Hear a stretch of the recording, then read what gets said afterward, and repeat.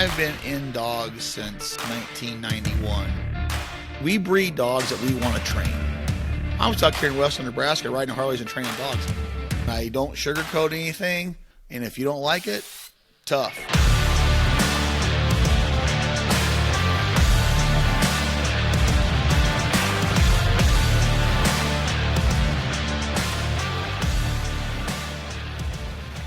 Well, thank you for joining us today again on another episode of the Flatlander Kennels podcast with Chris Jobman. So like I said on the last episode last Wednesday, we decided to break this conversation with Dave into a couple of parts. So this is part 2 of the Flatlander Kennels from the judge's chair with Dave Marsteller. He has done a bunch of HRC judging, I think 73 events.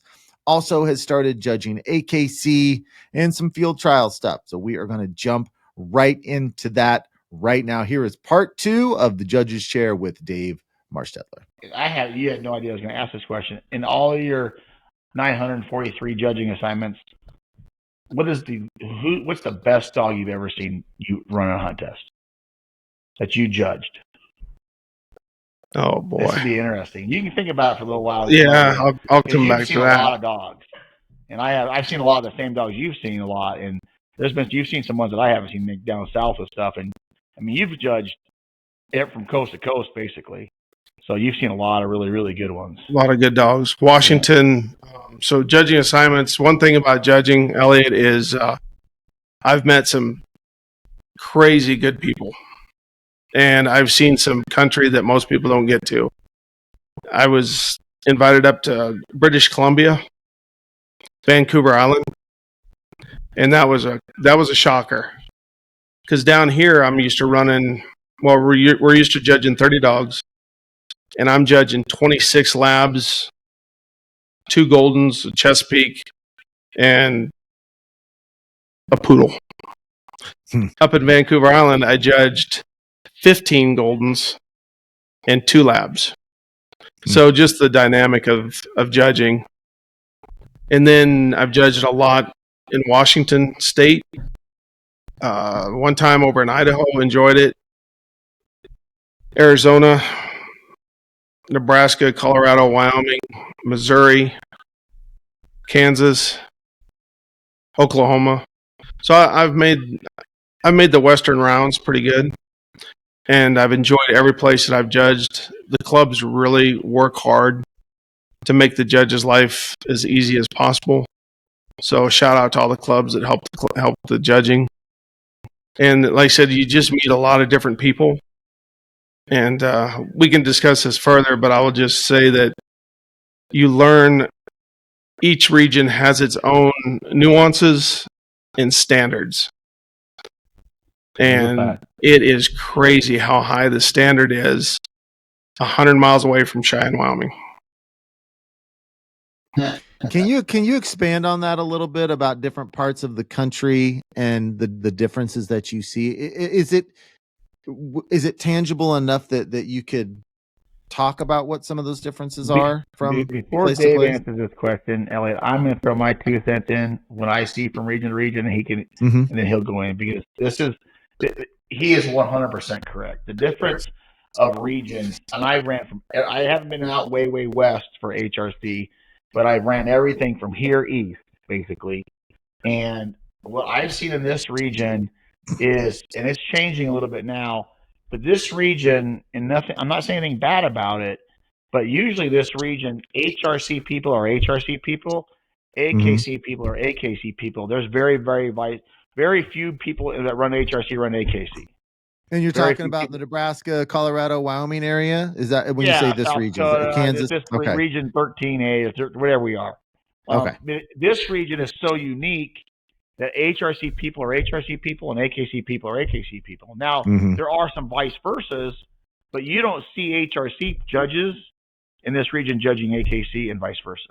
Dave is doing it now. This is the weirdest thing. You go east, everybody runs everything. There's very few HRC only type people. So it's very different in regional. It's just a very different thing. I've never seen anything like it. So it's whatever, Dave, what do you think? Yeah, absolutely. And like I said, we're not digging on a certain region or anything like that. But if you think about it, if you continually pass your best friends, and it's really hard to judge friends. I hate judging friends. In fact, it's no secret I've lost some friends over me sitting in the chair. But when you pass what some would consider mediocre work, you're actually setting that handler up for failure because they get a 300, 400 point dog and they drive to Montana. And there's something about the land up in Montana. It'll go from pine forest to a bog to sandstone hills, all in one test setup. So you're talking in a span of 150 yards left to right.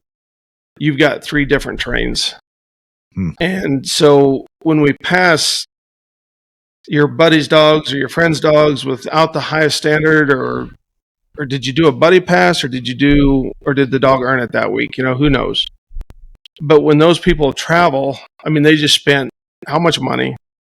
200 miles, fuel, hotels. They get their dog out. It's winning everything in the region that they're from, and then they walk into a buzzsaw. It's like golf. Right. It's like golf.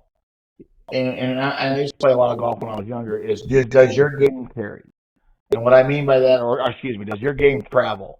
And what I mean by that is, if you play the same 1 or 2 golf courses every single day, all day long, you go to a different golf course that's a little bit harder, a little bit different setup. Your game may not travel because you're so used to the game you're playing. It's the same thing in this region. If you don't try different venues and you don't try different regions, does your game travel as a handler and a trainer? And that's a handler issue, not a dog issue. Dogs are dogs. It's the handler. Correct. That's 100% right. So does your game travel? So you see a lot of people that stick in one region and run local yokel finish tests, and go to the Grand and get ate up, or they go to a different region and they get ate up, and they don't understand why.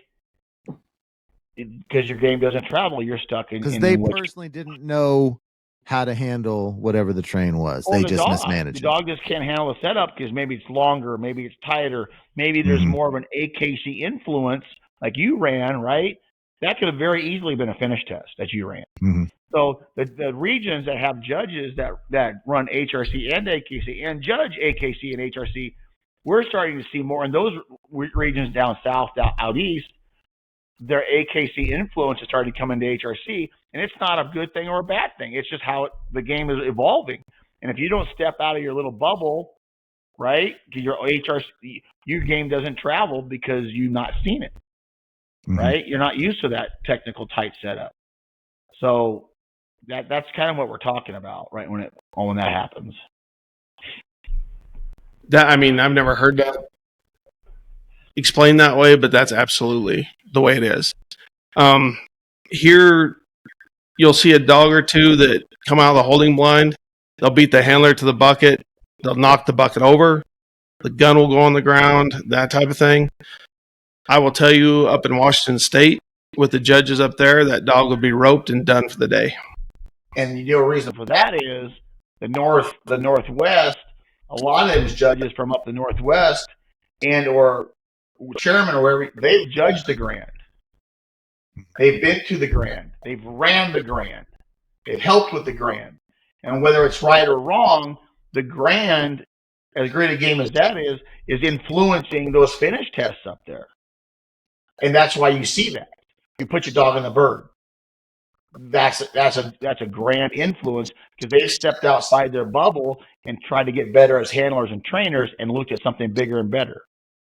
This region, not saying anything bad, but very few. Mike Swan runs a Grand, but very few people in this region who judge and stuff try the Grand or try AKC. So their outside influences are very minimal compared to other areas of the country.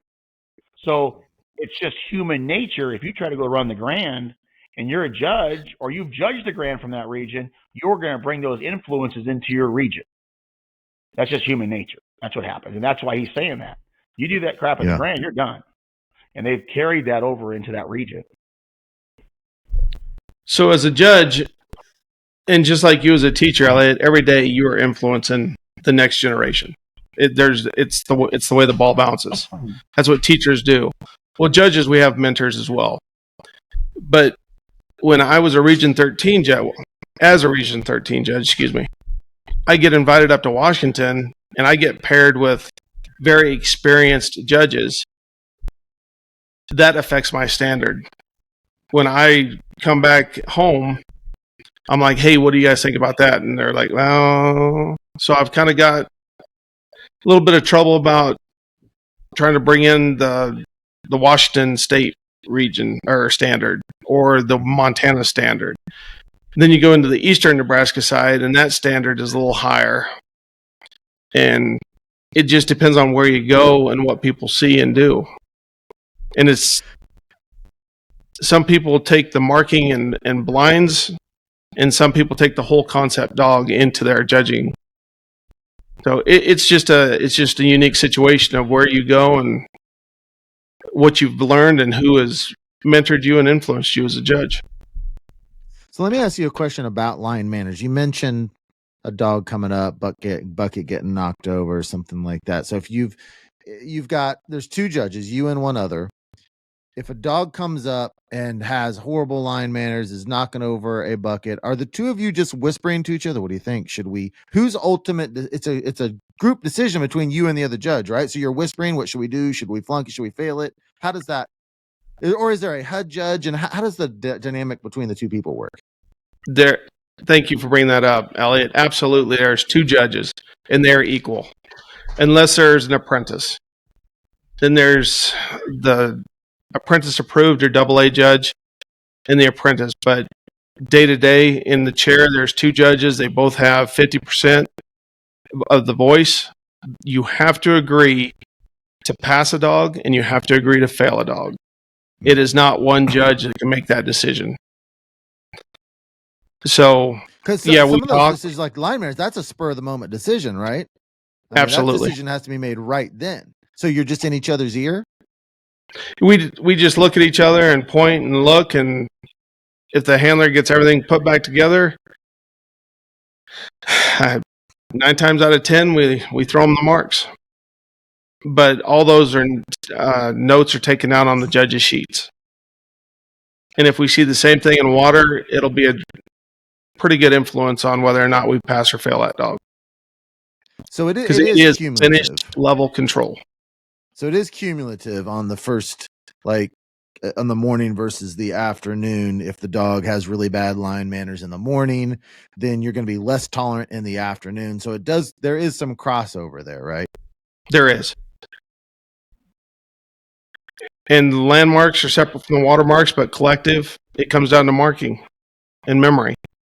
And the water blind and the land blind collectively come down to teamwork and control. Mm-hmm.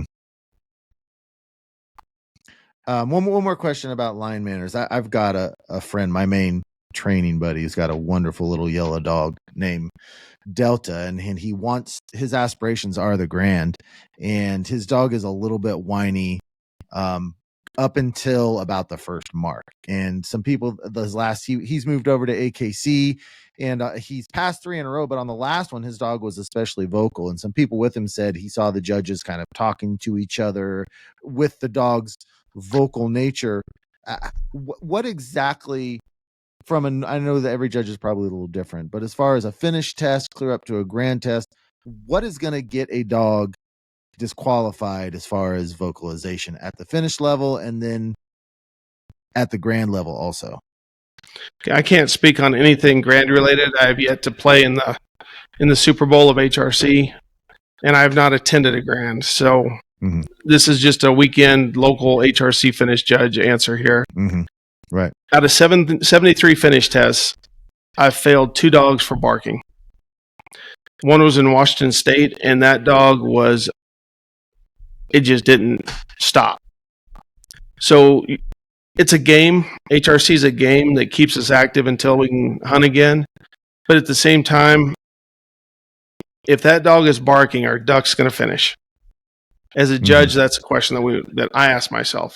Isn't there a deal too that says when you look at the overall performance of a dog, isn't there something in there that says, I'm not smart enough to be a judge, I just run the test. So isn't there something in there that says, would you go hunting with this dog? That is a question That's that we one ask of the ourselves. deals in it. Would you hunt with this dog? And a dog that's doing that, I want nothing to do with it.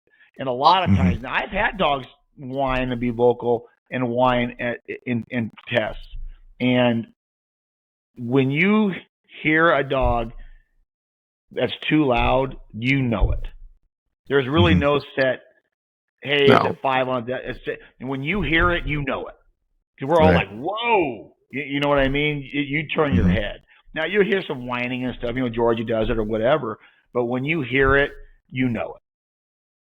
So flat out barking.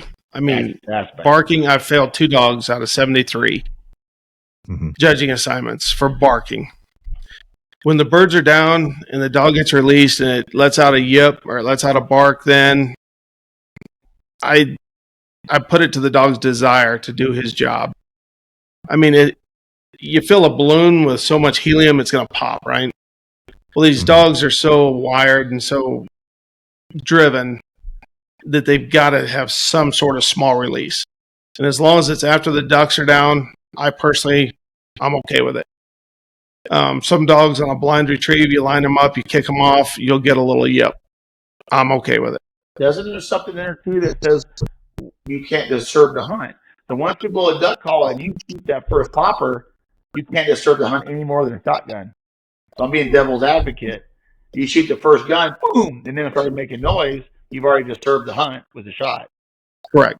But the dogs that we dropped were barking before the guns went off. There you go. That's what we want. I need to specify that. Specify There's that. a thing that says disturb the hunt. After you shoot that first popper, there's no way to disturb the hunt more than that. Right. So the dog is But I would making assume noise before most that of the first vocalization would come before that. Correct. Yes. Correct. Holding So blind the dogs to that the are line. really in trouble, they're being vocal before the duck call and before the shot of the first gun. Right. So I think, right? Correct. Okay. That's correct. Elliot, so I will say at the Grand, I've been there a number of times, and they will put up with a little bit, but the barking and stuff, that's not going to happen. That's Excited not whining as they're to waiting a is certain not degree, yes. as long as Yeah. it's but moves to barking, it's done, or excessive. What you would Correct. call excessive whining. Excessive, and we use yes. Now that whining turns into moaning and all Right. kinds of crazy crap, but when you hear it, you know it, and a little bit is it's okay, right? It's not going to be as bad, but when it's above, when it's louder than the duck call, you're in trouble. Mhm. So, I do have another question. I don't want to monopolize Chris, so if you have some things to say, go ahead. No, grab back over. But no, you talked about setting, like there was a trap today, and I think you guys referred to it as a trap with the wind and the mark and everything. Do you in setting up a hunt test, do you ever set up little traps like that? And if so, just talk about that and just what goes into you designing the hunt in general, or the test setup in general. He's the king of the trap. Wow. Okay. A lot of it is ground dependent. Yeah. You come over to FLK, you go down to Kansas City Retriever Club to run their HRC. Mm-hmm. You're on the old Richard Walters, not the gun dog Richard Walters, but DL Walters. DL. Big difference. Big difference. DL Walters, training a retriever to handle, blue covered book. You get on his grounds, there's a touch of tuck water. You get on Kansas City Retriever Club grounds as an HRC test. That's on Bill Eckett's Blackwater North grounds. There's some tech water there. And I was restricted from walking out and looking at it. But I talked him into letting me have the north end. So that's one thing that we look at is what grounds do we get? Some grounds are flat, featureless, and we just play with them. We throw the best that we can. But there are certain bird placements that you can throw that will tell you what kind of dogs that you have in the flight, that type of group. But in all honesty, Elliot, you've got to remember that HRC is about the weekender. Mhm. So I'm not throwing a test for Chris Jobman or Andrew Copa or Eric Tayson to run. I've got to throw a test for the average weekender who doesn't have access to tech water. Right. And so that you've got to keep that in the back of your mind. Who are we doing this for? We're doing this for the weekender. But me and Chris were discussing earlier, I like to be entertained when I judge. So I like to watch dogs. I like to watch the dogs work. But I will tell you, 3 around the horn and a blind up the middle will put me to sleep after dog 10. That's all the grand is. That's Around the horn up the middle. around the horn up the middle. Best dogs in the world. And maybe Easy not as around can the be. horn, but it might be right, left, middle. But there's 3 marks in a blind. Very distinct areas of fall. Go get them. So through my 73 adventures in this, I've learned a lot about you don't need to trick dogs. You don't need to throw tricks. If you have to throw a trick, then you don't know bird placement. In all How long honesty, it's taken for him to admit that? This is the years of grinding on him for him to admit that. This is a big deal. He's growing up right before our eyes. he just said Dear Diary and started writing stuff down. I don't know what it was, but so good bird placement, the grounds. Keep in mind who your participants are. I do not serve participation entries or anything like that.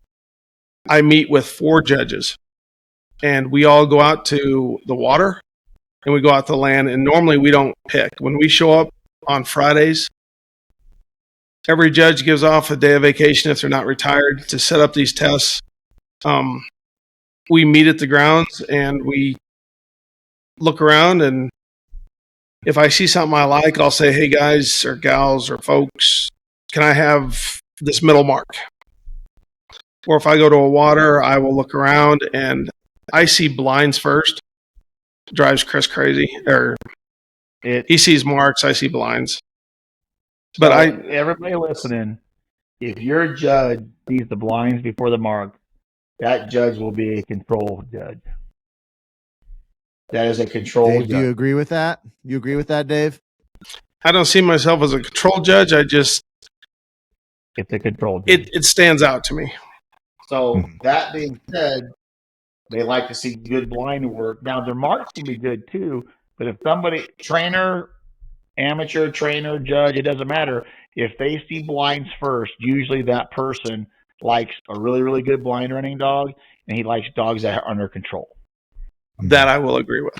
But if you're a judge or a person who likes to see the first thing they see is marks, they love to watch dogs run and go get marks. And typically, their standard on control is a little bit lower because they want to see dogs do what dogs do, and they want to see dogs run and go get the marks. So I do like my blinds. No secret out there. That's a military thing. So there's 4 judges that agree on these tests. And then we flip on who gets land and who gets water. And Saturday morning, we throw our tests. I understand that weather, time can cause the other set of judges to change the test a little bit.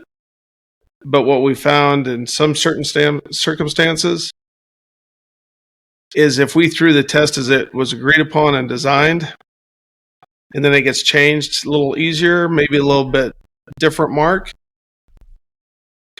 2 judges can be the bad people on a weekend pretty quick.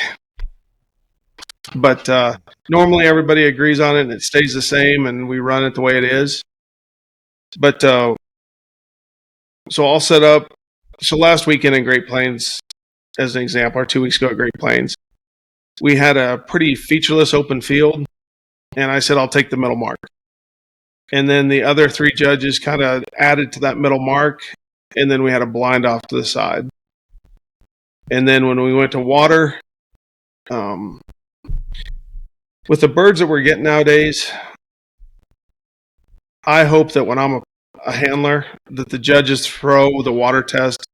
The birds are, the majority of them land on land.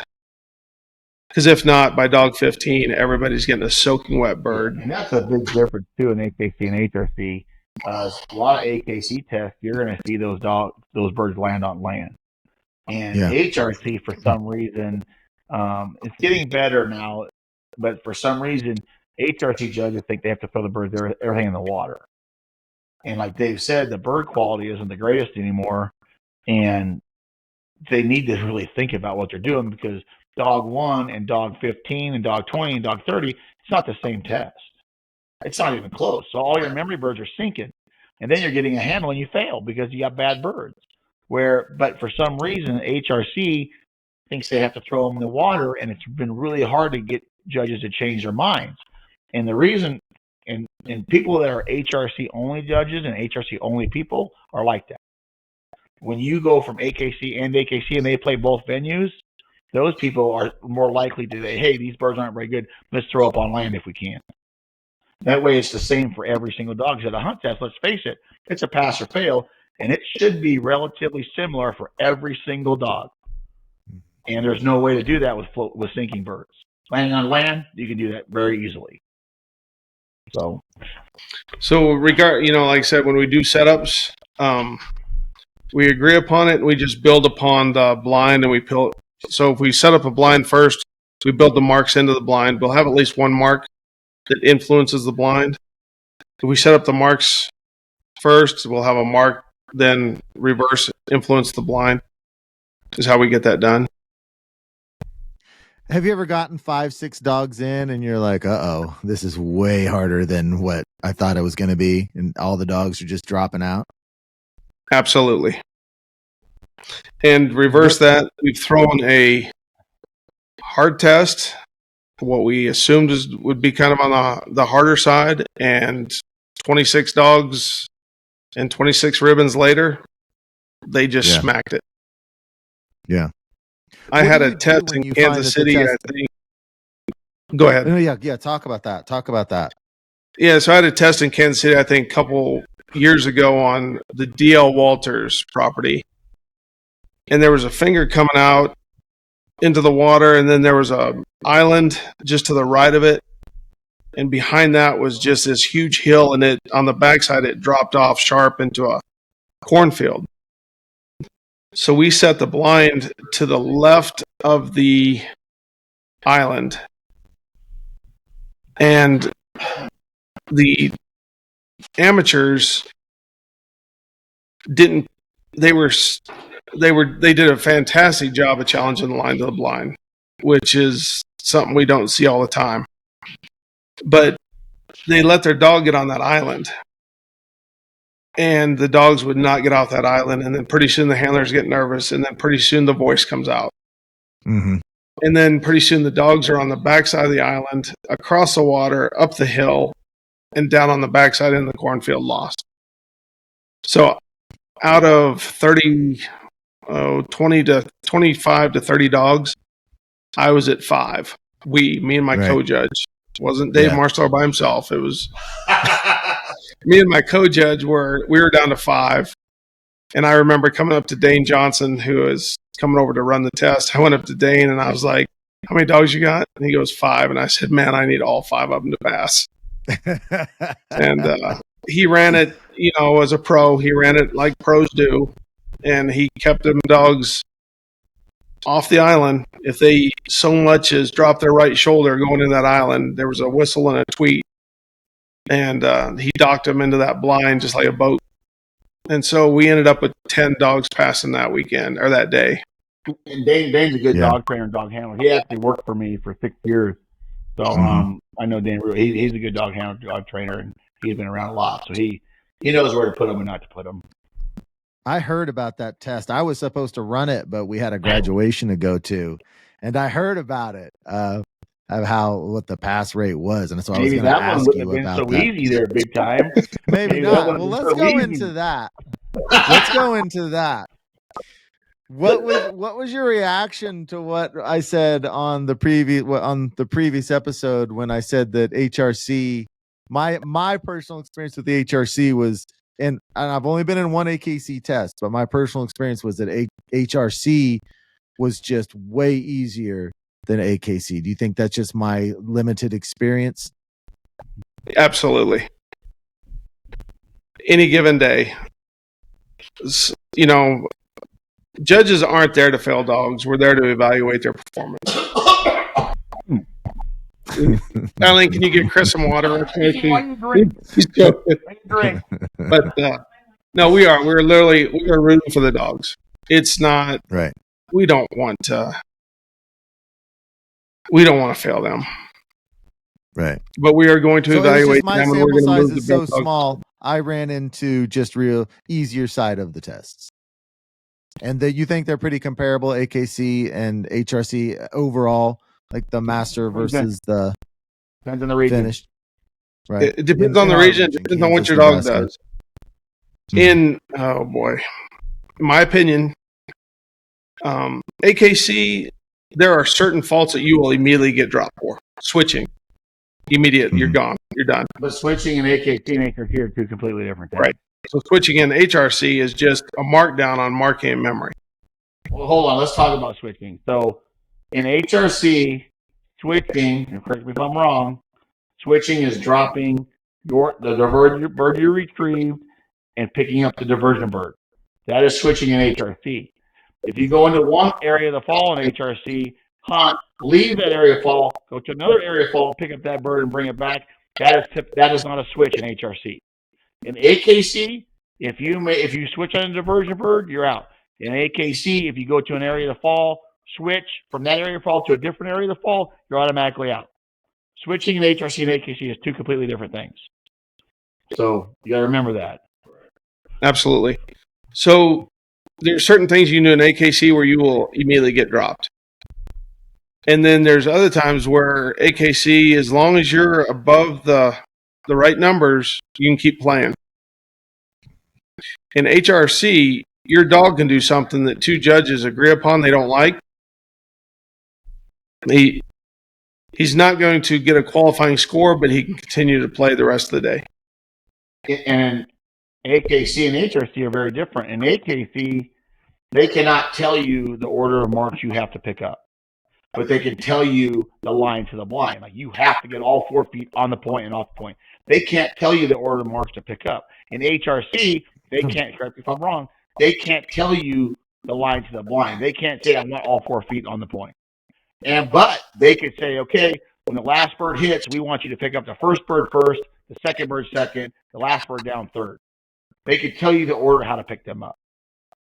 So that's very different. HRC is almost more liberal when it comes to judging about what you can do if you want to get crazy.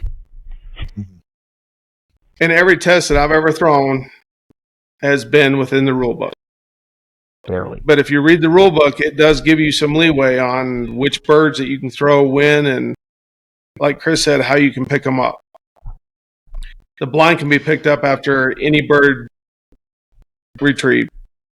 So, Or first. If you pick up with the go bird, the judges can have you run the blind with two birds still on the ground.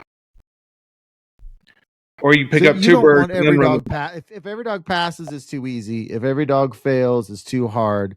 Kind of what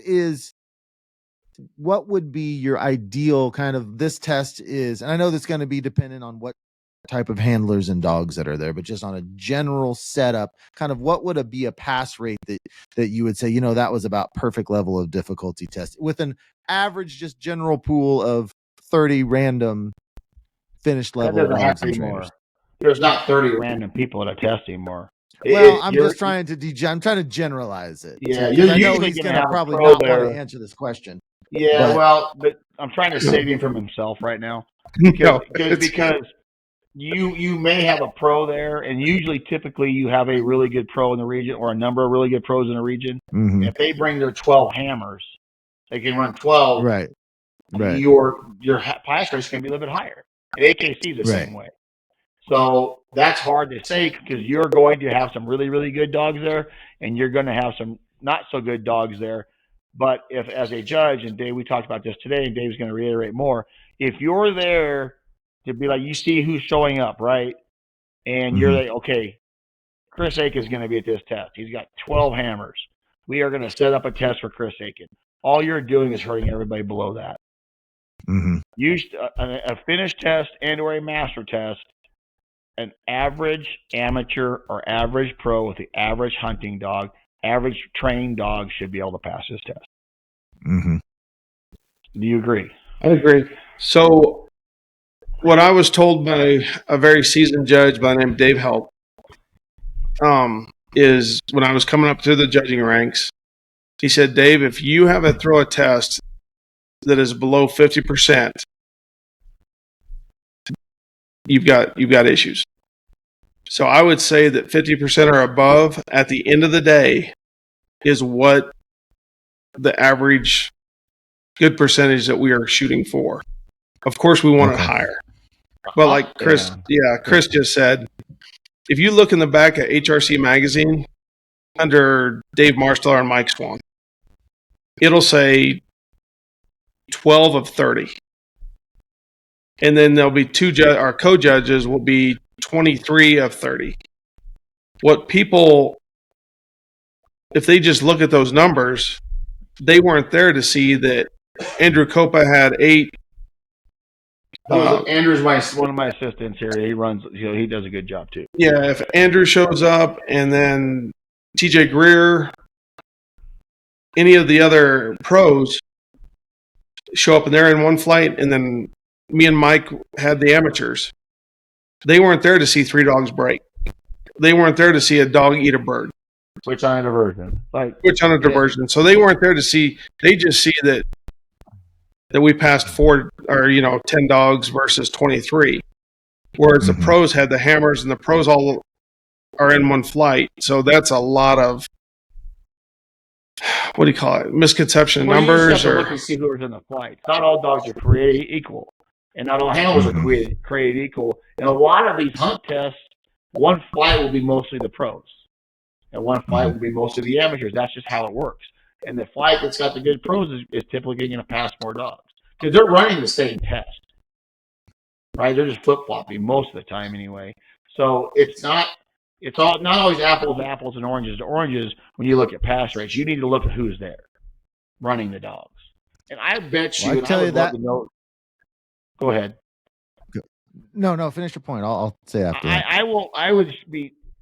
I would love to see a national pass rate for HRC finish test. I will bet you it hovers at 30%.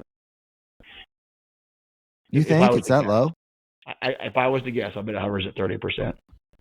Yeah, I really do. Because our dogs at this kennel, once they get their HRCHs, they come to me and we go to run master. So when Andrew goes to a test, he's not taking 12 hammers. He's taking HR dogs and young finish dogs. So it's different. I'll bet you it's 30, maybe 35%. If I was to guess. Wow. That's just a guess. What do you think of that, Dave? You agree with that or disagree? I would be interested to see that as well. Yeah. And I'd also be interested to see the breakdown per region. Pass rate, yeah. The pass rate. Yeah, for sure.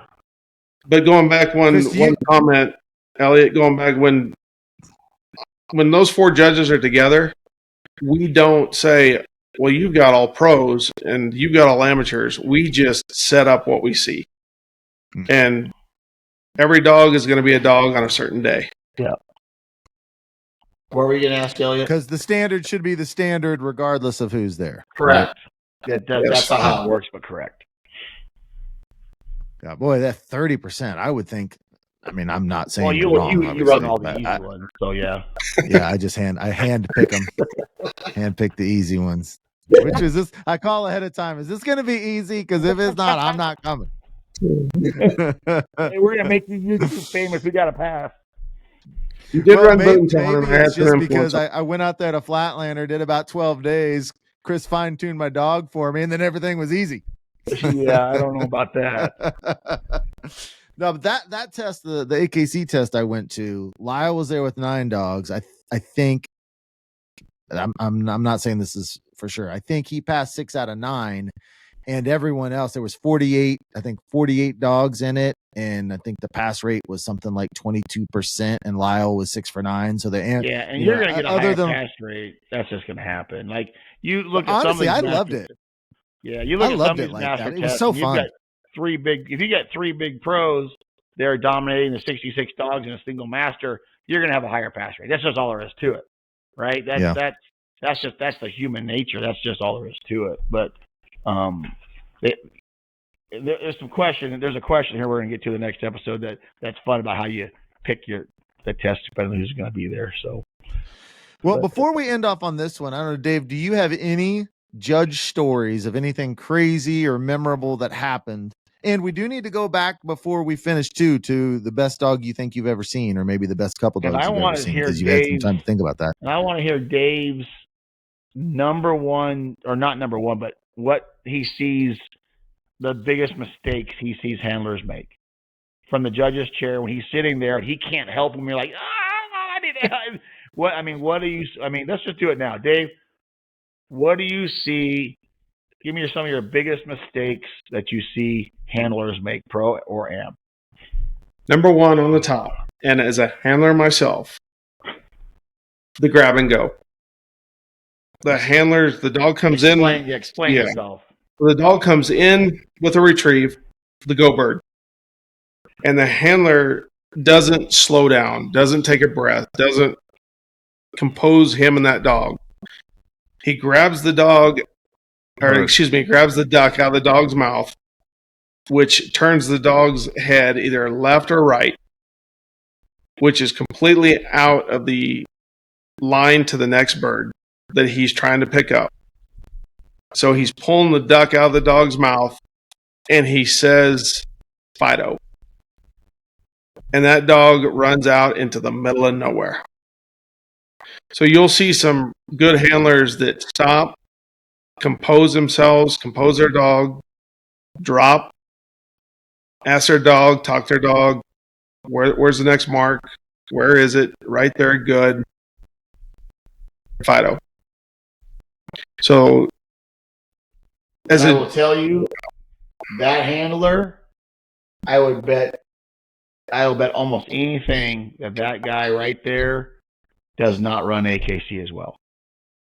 I bet you that is an HRC specialist, because you do that in a tight master. Do you imagine trying to do that at the master test that you ran, Elliot?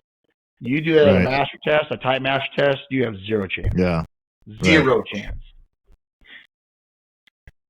The next thing is nerves, and I'm guilty as anybody. But it's the here he'll sit cadence. And the dog stopped listening to you a long time ago. So there's too much talking to a dog.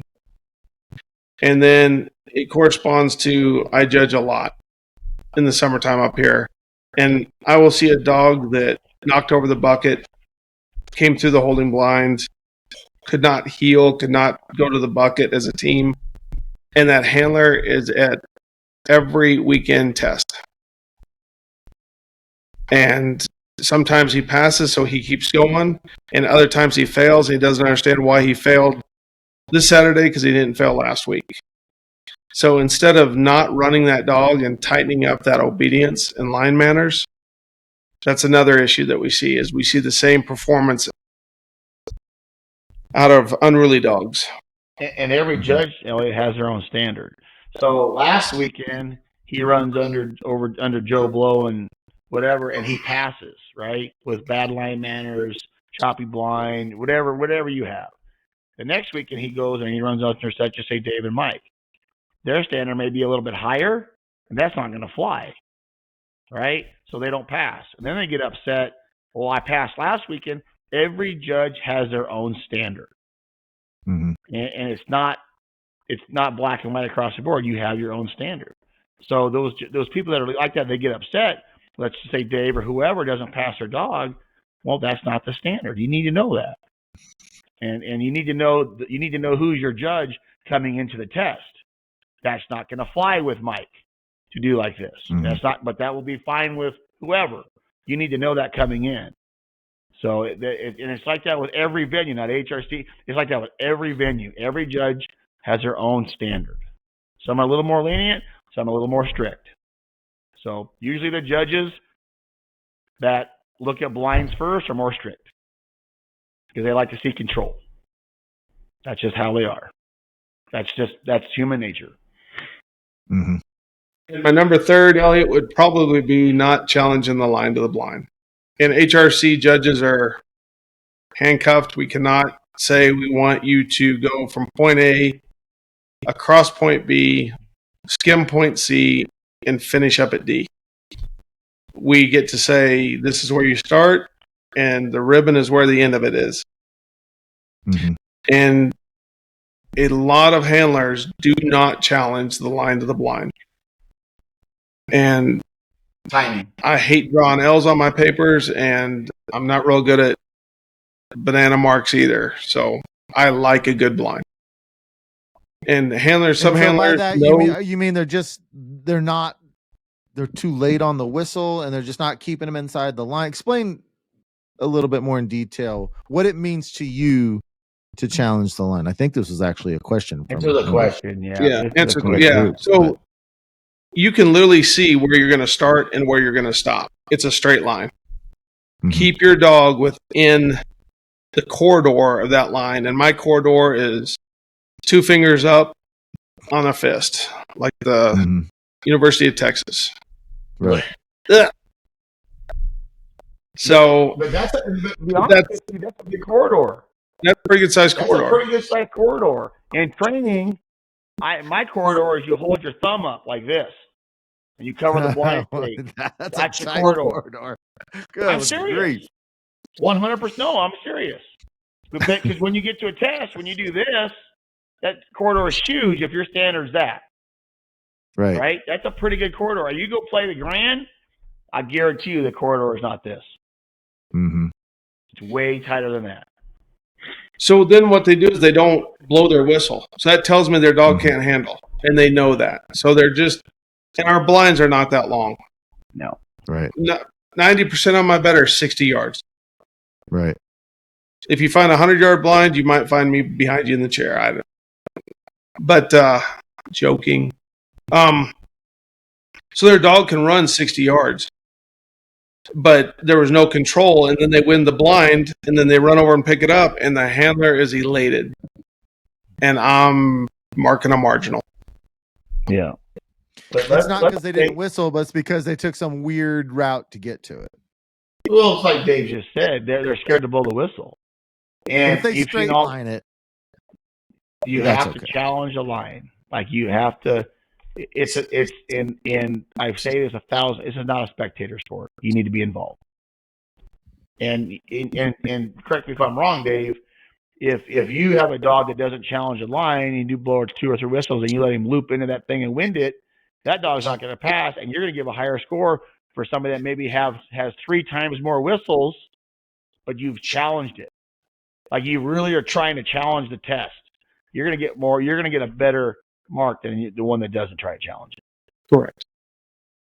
And you may have blown 12 whistles compared to his 3, but you're going to probably pass because you challenged it. You literally, unless you have 5 cast refusals, but if you're zigzagging, like this, and you're challenging that blind, I'm not saying cross the line. I'm just saying you're challenging every factor. Because if there's factors between point A and point B, they're there for a reason, to challenge. So if you're trying to challenge those factors, and correct me if I'm wrong, you're going to get a better score than if you try to get lazy and hope for one. That ain't going to work. The win saves are hard to judge, and I normally marginal at best on a win save. Because you let the dog get 40 yards downwind, of course. I mean, God put noses on them, and they made them good. But it's the blind. It's the teamwork. Whistle cast. Progress to the blind. I'm not a crossover guy. The dog doesn't have to cross an imaginary line to carry it. As long as he's making good, solid progress to the blind, I'm good. You know what they say at the Grand? Here's their exact words. Progress to the line to the blind is you're getting closer to the end of the blind, you're getting closer to the line to the blind, or they're coming back to you. That is progress. What I mean by that is they not one time, and I don't know who's listening, first judges, not one time does it come out of their mouth that you have to cross the line to the blind. Progress is closer to the line, closer to the end of the blind, or to you. What I mean to you means you may have to tweet, get him out of trouble just a tiny little bit and kick him off again. Mm-hmm. And get him not to you, but get, square him up, whatever you got to do, and get closer. That's teamwork. There's not one thing in there that says you got to cross the line to the blind. So this is going to be, we're going to stop right there on the blind thing because this is a question that we need to address in the next episode. Sounds good. So, because this could be literally an argument for, well, Dave and I think the same way. It's not going to be an argument, but that's a good question. Let's move. Do you have anything else, or are you ready to move to the next one? Next thing. As far as handlers. Dave, do you want to say anything to the handlers out there that you see, you don't see, you'd like to see? Now, this is only, and everybody listen, this is one opinion of a judge. That's judged a lot. Every judge is different. Every judge has their own opinion. When your dog is being judged at AKC or HRC, there's two people that make the decision, not one. So, and I know Dave's gotten vilified in the past for some of his deals. It's not him. It's not all him. It's mostly him. No, it's not mostly him. But anyway, that's just, he's a good judge, does a good job, tries really hard, gives his time to the sport, and he likes to see high standard work. Period. We all should. We should strive to have higher standards on their dogs. So, but he's a student of the game. He tries hard and learns, and he trains. So, but Dave, do you have anything that would you like to say out there? No, just guys, we're all amateurs. We're all trying to learn this game. But when you come to the line, just kind of make it you and your dog against the judges, and just embarrass us for putting on such an easy test. And just challenge everything. Take your time. Slow down. Line your dog up. Get the communication in that you need, and bring back 3 and line the blind. All right, let's go to. I want to hear him tell about the best dog he's ever seen, because you asked that at the beginning. He's had all this time to think about it. Yeah, that's a hard question. Then we'll do that one. Then we'll close it down. All right. There can't be just one.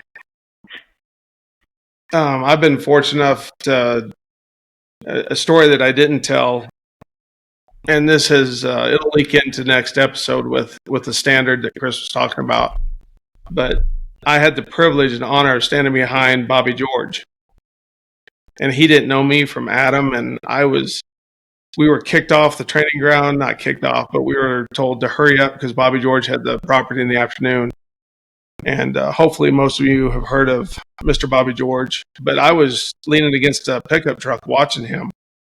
Christian Alt was training with him at the time, and he turned around to me and he said, "You learn anything back there?" And I said, "Well, I'm enjoying watching." And he goes, "Stand behind me." So I've been able to watch Dave Rorm's training sessions 3 times. I see a lot of great dog work out of FLK, Show Me Retrievers, OnX Retrievers. So I've been privileged to see a lot of good dog work. But probably 3 dogs, I don't remember the pearls, but Jet. My Jet. FLK's Jet. Jet was a 9-time Grand Retriever champion, Master Hunter, M&H. Yep, he was pretty good. I got the Judge Hank, Kevin Mansfield's Hank. Nice dog, too. Real nice dog. Hall of Fame dog. Real nice dog. So in the local region, I've gotten to hand out, one of the privileges of being a judge, I got to hand out a 1,500 point slip before. And then you got the quiet people, the ones that don't want the glamour. Jason Chris? Thompson's Cooper. He is one of those dogs that runs angry. He just, if there's a bird out there, he's going to find it. Yeah, Jason's dog Cooper's a beast. So there isn't one dog, but I've been privileged enough to stand behind and watch some of the greats. But it's kind of a roundabout answer to a direct question. It's a really hard question. I put him on the spot because I've been asked that same exact question, and it's impossible to answer. You've seen so many great dogs, you can't lump them. And there are some that stick out in your mind over the years, like Coopers and Jets and those dogs, but you can't say one is the greatest ever. It's just too hard to say. But I would be interested. I thought that would be a good question for you. But yeah, I mean, you can't forget Ammo as well. I had the privilege of judging Ammo a few times. Asked a special request to Ammo one time. Didn't go over real well, but Ammo showed me what I wanted to see out of a test. Absolute smacked it. I knew that he would, if there's any dog that day that could run the test the way I kind of had it pictured in my mind, it was Ammo. And Ammo is Eric Pizon's dog, 9-time Grand Retriever champion, Mass Hunter, MNH 5, I believe. And he had a whole bunch of ticky-tacky ACDC titles behind that Eric liked, but those don't matter. But if you think about it, Chris, wouldn't the best dog be one that's associated with like the goofiest handler? So we should probably bring in 5-time Grand Retriever champion Lewis of Loveland. He has carried his trainer and handler a lot. I'm going to tell you, for Lewis to have 5 Grand Passes and have that certain handler handling him, that dog has to be exceptional. Literally exceptional. So, yeah, I agree. Yeah, Lewis is a real deal. But I don't have anything else. Dave, do you? I'm good. Elliot? Appreciate it. All right, well, let's close this one down. And the next episode you guys are going to be hearing, Dave is going to answer a bunch of questions that have come into us on the Facebook group. So make sure and tune into that. That'll be really entertaining. Dave, thank you so much for spending this time with us and joining us. And we will wrap this up and see you guys on the next one. All right. Thank you, Dave. Thank you, Elliot. Thank you, Everybody at folks. the line. Appreciate it. Take that in. Gotta strike this chord with the humble hearts. Bearing heavy chains and blue collar scars. Inevitably you're gonna get the way. If it don't take that fight, take it to the grave.